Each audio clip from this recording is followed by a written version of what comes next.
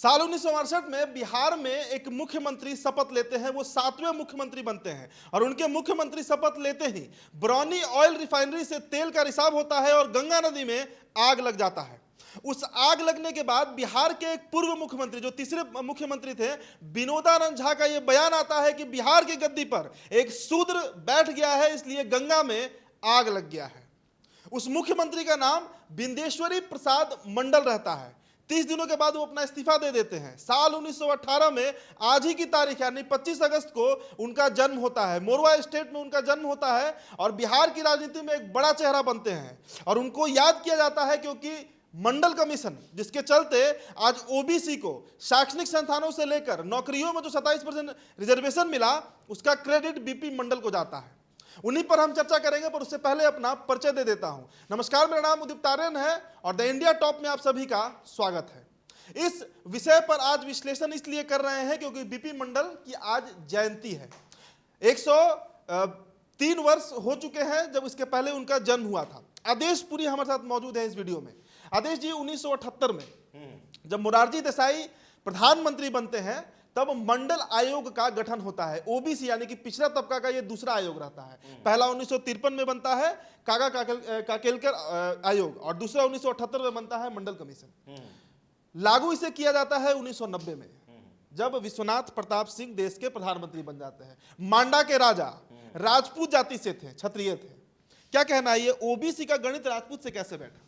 देखिए, जब बीपी मंडल जो अपना दिए थे रिकमेंडेशन, 1978 में ये आयोग का गठन हुआ। 80 में इन्होंने अपना प्रतिवेदन सौंपा सरकार को, लेकिन इसे लागू कोई नहीं करना चाहता था। इंदिरा गांधी, उसके बाद राजीव गांधी भी हैं, वो भी लागू नहीं किए। और आपको हम बताएं कि जब वीपी सिंह थे, अल्पमत में उनकी सरकार थी और उनको जो है बीजेपी ने समर्थन दिया था उस समय।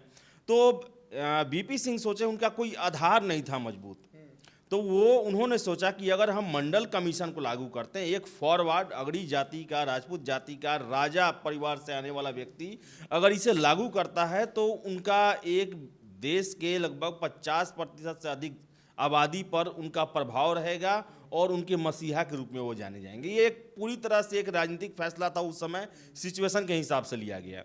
लेकिन आपको मैं बता दूं कि ये इतना बड़ा रिस्क उन्होंने लिया, पूरा देश में इसको लेकर काफ़ी हिंसा हुआ, विरोध हुआ, लेकिन उनको इसका रत्ती भर भी फायदा नहीं हुआ।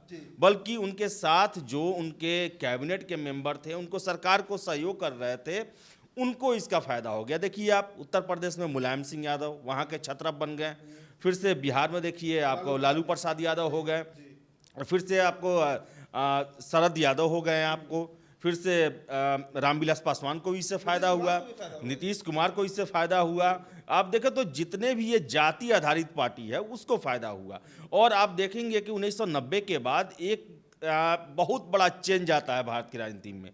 पहले 1990 से पहले देखें तो अगड़ी जाति का प्रधान होता था। अब हर एक स्टेट में, बिहार बात करें, यूपी बात करें, चाहे केंद्र में ही बात करें, तो फॉरवर्डों का शासन हुआ करता था। लेकिन 1990 के बाद ये परिस्थिति बदला।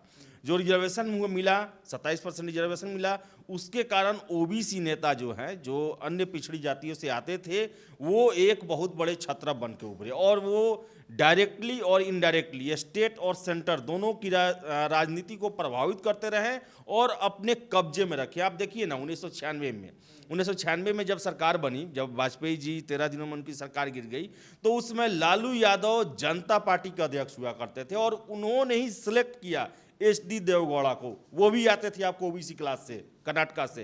तो देखे तो आप पूरे देश में डायरेक्ट और इनडायरेक्ट जो है वो ओबीसी का प्रभाव बना और इसका सबसे बड़ा श्रेय जाता है बीपी मंडल को, क्योंकि उनके ही जो उनका प्रतिवेदन था, जो उन्होंने अपना रिपोर्ट रखा था, उसको ही 1990 में लागू किया गया कि जितने भी शिक्षण संस्थान है, नौकरी है, उसमें 27% रिजर्वेशन दिया जाए। और देखिए, वो आज स्थिति सैचुरेटेड हो गई है और आप देखिए तो अब उसमें भी अब जाति आधारित इसको और विस्तार किया जा रहा है। देखा जाए तो ओबीसी में भी जाति का बंटवारा। हाँ, ओबीसी में भी अब प्रॉपर जातियों का बात किया, क्योंकि आप देखिए ना, 1990 में आया जब मंडल कमीशन, उसके बाद बड़े बड़े छत्रप बने, उसके बाद ये क्या हुआ कि उसमें भी अब नेता बनना शुरू हो गया। आप देखिएगा अभी देश में, जब बिहार का ही हम बात करें, कोई भी फॉरवर्ड क्लास में जो राजपूत, भूमिहार, पंडित और लाला जी हैं, उसमें कोई भी एक सर्वमान्य नेता नहीं है। या चारों फॉरवर्ड को मिला दिया जाए तो एक कोई सर्वमान्य नेता नहीं है जिसके अंडर में सारे लोग एक हो जाएं। लेकिन अगर आप ओबीसी में आइए, एससी में आइए, इतना उनका विकास हुआ कि हर एक जाति का एक नेता हो गया है। और इसके कारण जो ओबीसी ग्रुप है, जो लालू यादव, मुलायम सिंह यादव, जो एक समय में बहुत आराम से शासन चलाया करते, 96 और 98 2000 का समय ऐसा था कि कहा था कि लालू यादव जिसके माथे पर हाथ रख देंगे वो एमपी या एमएलए आराम से बन जाएगा। लेकिन आज ऐसा स्थिति है कि अपनी बेटी को भी चाह के वो नहीं जिता पा रहे हैं। अपने 2010 में उनकी वाइफ हार गई, राघोपुर से राबड़ी देवी हार गई थी। तो आज परिस्थितियां बदल गई, क्योंकि हर एक जाति का एक ठेकेदार कहें हम, जो कि समय के हिसाब से, सिचुएशन के हिसाब से पाला बदलता है, गठबंधन में जाता है। और यही मंडल कमीशन का असर हुआ कि आज ओबीसी जो जातियां हैं वो टुकड़ों टुकड़ों में बट गई हैं और नया विकल्प तलाशने का प्रयास किया जा रहा है। मीन्स मंडल आयोग से भी एक कदम आगे का वो है जाति आधारित जनगणना का रिपोर्ट सार्वजनिक करना। एक और यहाँ मुद्दा है कि देखिए 1990 में जो रिजर्वेशन दिया गया था वो रिजर्वेशन नौकरियों में था। साल 2006 में जब अर्जुन सिंह शिक्षा मंत्री बनते हैं तो सोनिया गांधी के सामने वो रिकमेंडेशन रखते हैं कि अब शैक्षणिक संस्थाओं में, सेंट्रल यूनिवर्सिटी हुआ, आईआईटी हुआ, एम्स हुआ, उसमें भी ओबीसी बच्चों को जो पढ़ना चाहते हैं उन्हें से रिजर्वेशन दिया जाए। 2010 आते आते तक रिजर्वेशन दे दिया जाता है। अभी लालू प्रसाद यादव ने एक नेशनल मीडिया में कहा भी था कि रोटी पलट दिया गया, यानी सवर्णों के हाथ से गद्दी को छीनकर ओबीसी को दे दिया गया।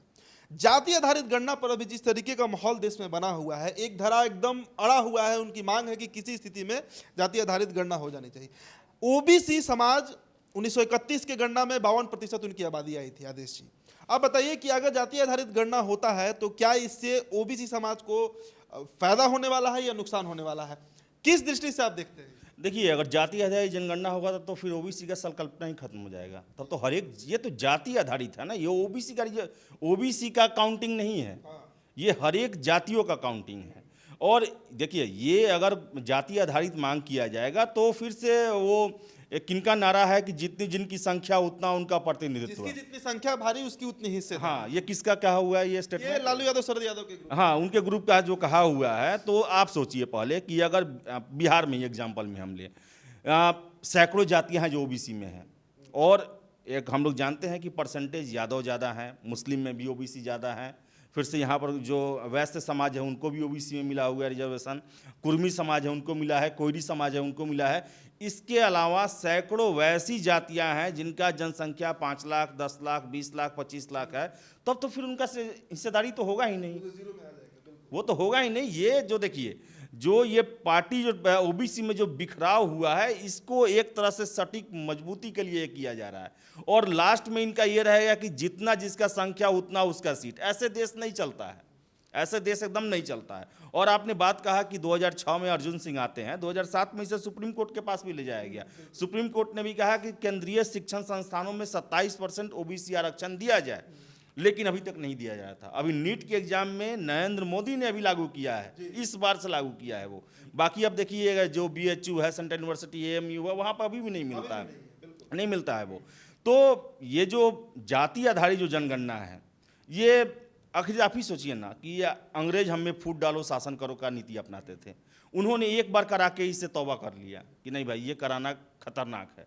जो हम पर शासन करने आए थे, जो विदेशी थे, जो हमें गुलाम बना कर रखे थे, उन्होंने नहीं कराया तो हमारी क्या ज़रूरत है? आखिर आप ही सोचिए ना, नीतीश कुमार और इनका क्या आखिर ज़रूरत है कि इसका आज ये जाति आधारित जनगणना के लिए आप इतना ये व्याकुल हुए हैं? आखिर तो इसका कुछ जरूर कुछ कारण है, समाज में ये पूरी तरह से तोड़ने वाला होगा।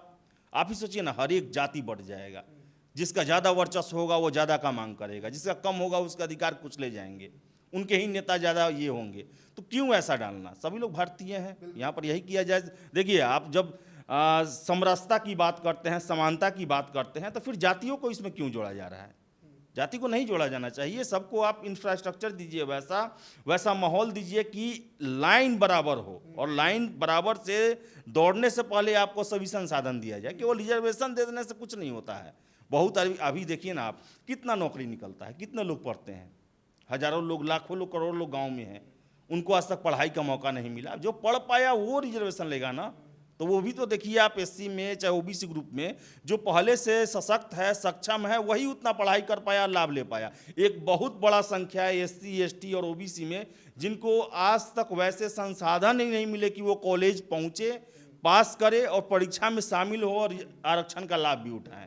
तो ये केवल देखिए ये राजनीति है और अपने घटते हुए राजनीतिक जो भूमि है उसको एक नए दिशा में तलाशने का ये उपाय है और कुछ नहीं है। ये 2011 में करिया मुंडा का रिपोर्ट आया था। करिया मुंडा का रिपोर्ट जो बात कह रहा था उससे रिजर्वेशन पर सवाल तो जरूर उठता है। 2011 मतलब रिजर्वेशन मिले ओबीसी को लगभग 20 साल बीत चुके थे, लेकिन सरकारी क्षेत्र हो, निजी क्षेत्र हो या फिर कोई कॉलेज हो, शैक्षणिक क्षेत्र हो, सभी जगह पर ओबीसी की जो स्थिति 90 के पहले हुआ करती थी उससे 2 से 3% ही वृद्धि हुई थी। ऐसे में सवाल उठता है कि आखिरकार आरक्षण का लाभ ले कौन जा रहा है? सरकार इसे सही ढंग से अप्लाई करवा पा रही है या फिर नहीं करवा पा रही है? खैर देखिए मैं आपको बता दूं कि जब तक किसी व्यक्ति को रिजर्वेशन का लाभ नहीं मिला रहता है तो उसमें कास्ट डिफरेंस रहता है, लेकिन जब रिजर्वेशन का लाभ मिल जाता है तो उसमें फिर क्लास डिफरेंस हो जाता है, वर्ग का डिफरेंस हो जाता है। आप देखिए ना, जो भी एससी नेता हैं, जो बड़े हो गए, जो अच्छे जगह पे चले गए, आप चिराग पासवान को देख लीजिए, क्या वो अपने समाज से उस तरह कनेक्ट कर पाते हैं जैसे रामविलास पासवान के पिताजी या वो कनेक्ट करते थे? जीतन राम मांझी अब आज वैसे कनेक्ट कर पाते हैं? देखिए सबसे बड़ा बात है कि आप सोचिए 1950 में 26 जनवरी को हमारा संविधान लागू हुआ, एससी एसटी आरक्षण उसी समय से लागू है, लेकिन आज भी देश में एससी और एसटी की स्थिति अच्छी सुधर नहीं पाई है। क्योंकि सबसे बड़ा कारण क्या है कि जो भी आरक्षण का लाभ लेकर नौकरी में जाते हैं, सेवाओं में जाते हैं, वो अपने अतीत को भूल जाते हैं। वो फिर मेंटेन करने लगते हैं वही स्टेटस जिसके खिलाफ बाबा साहब ने लड़ाई लड़ा था, जिसके खिलाफ बाबा साहब ने कहा था कि आप जो है वो क्लास और कास्ट जो ये डिफरेंस नहीं होना चाहिए, समानता होना चाहिए। इसलिए हमारे संविधान में समता का अधिकार रखा गया, फंडामेंटल राइट में। तो जितने भी ये लोग जाते हैं जो आरक्षण का लाभ लेते हैं, अच्छे जगह पहुंच जाते हैं, वो अपने पीछे के जो इतिहास है उसको भूल जाते हैं और जाने अनजाने में उनके विकास के लिए नहीं कुछ कर पाते हैं, जिसलिए उनका विकास नहीं हो पाता है। और आज भी जो एससी एसटी का स्थिति है लगभग मैक्सिमम वही बना हुआ है जो 1950 में बना हुआ था। तो कुछ लोग जिनको उठना था वो उठ गए, लेकिन समाज का, निचला समाज का एक बड़ा तबका आज भी वैसा ही जीवन बसर कर रहा है जैसा आज़ादी के पहले किया करता था। खैर, आज तारीख है 25 अगस्त और आज बीपी मंडल का जयंती है। वही बीपी मंडल जिन्होंने इस देश के एक बड़े तबके को, लगभग 50% आबादी को 27% रिजर्वेशन तो जरूर दे दिया। आपकी क्या मत है? आज जातीय जनगणना की मांग हो रही है, उस पर हमारे कमेंट बॉक्स में आप हमें जरूर बताइएगा। एक और चीज मैं जोड़ना चाहूंगा कि बीपी मंडल से ज्यादा प्रभावी और ओबीसी रिजर्वेशन है तो वो बीपी सिंह को याद करना चाहिए, विश्वनाथ प्रताप सिंह, क्योंकि 1980 के बाद दो प्रधानमंत्री आए, दोनों क्लियर मेजोरिटी वाले हैं, चाहे इंदिरा गांधी 1980 में हो, 1984 में राजीव गांधी हो, बहुत बड़ा बहुमत, बावजूद इसके उन्होंने इसे लागू करने का साहस नहीं दिखाया। और गठबंधन से चलने वाला विश्वनाथ प्रताप सिंह का सरकार, उन्होंने इतना बड़ा रिस्क लिया कि हमें ये लागू करना है और वो लागू कर भी दिए, जिसका फ़ायदा आज बहुत सारे ओबीसी नेता उठाए, ओबीसी वर्ग उठाया। और मेरे ख्याल से इन पर आज के दिन जो है विश्वनाथ प्रताप सिंह को नहीं भूला जा सकता है, नहीं भूला जा सकता है, बिल्कुल। तो आपकी क्या राय है? हमारे कमेंट बॉक्स में आप अपनी प्रतिक्रिया हम तक पहुंचा सकते हैं। द इंडिया टॉप को अगर आप यूट्यूब पर देख रहे हैं तो सब्सक्राइब कर लीजिएगा। वीडियो अगर आप हमारे फेसबुक पेज पर देख रहे हैं तो हमारे पेज को लाइक, फॉलो करें और खबरों को विस्तार से पढ़ने के लिए theindiatop.com पर आप जा सकते हैं। धन्यवाद।